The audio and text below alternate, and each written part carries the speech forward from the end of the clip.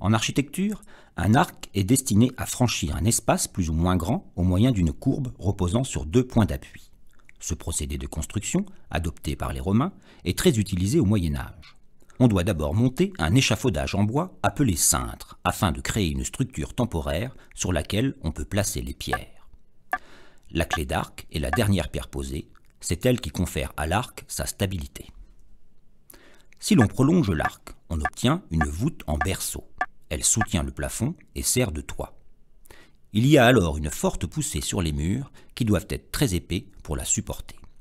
Seul ce type de voûte est employé jusqu'au XIe siècle. Elle est caractéristique de l'architecture romane. C'est pendant le XIIe siècle que l'arc en ogive, formé de deux portions de cercle, est adopté successivement dans les provinces de France et dans tout l'Occident. La voûte d'ogive consiste à construire des arcs qui reposent sur des piliers et qui se croisent à la clé de voûte. Ainsi, la poussée exercée par la voûte est rejetée sur les piliers et non sur les murs qui peuvent désormais être ajourés ou supprimés.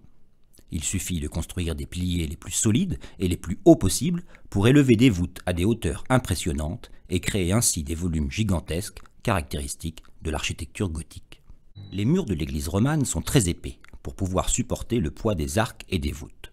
Ouvrir un grand espace est impossible, car cela fragiliserait les murs de l'édifice qui s'écrouleraient sous le poids du plafond. Les ouvertures doivent alors être les plus petites possibles. Les églises sont très sombres et la lumière, incarnation de Dieu, reste à l'extérieur.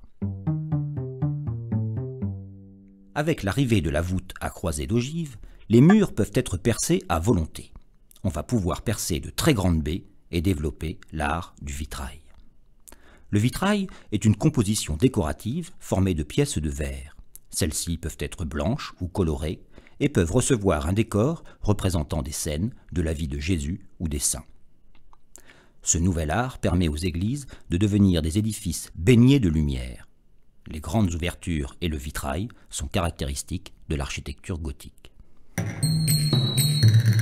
Les éléments caractéristiques de l'architecture romane sont donc des arcs en plein cintre, des voûtes en berceau, des murs épais, de puissants contreforts et de petites fenêtres. Les édifices romans sont plutôt massifs et relativement sombres. Les éléments caractéristiques de l'architecture gothique, en revanche, sont donc des arcs brisés, des voûtes à croisée d'ogive, des murs fins et hauts, des arcs-boutants et de grandes baies. Les édifices gothiques peuvent donc être très élevés avec des volumes baignés de lumière.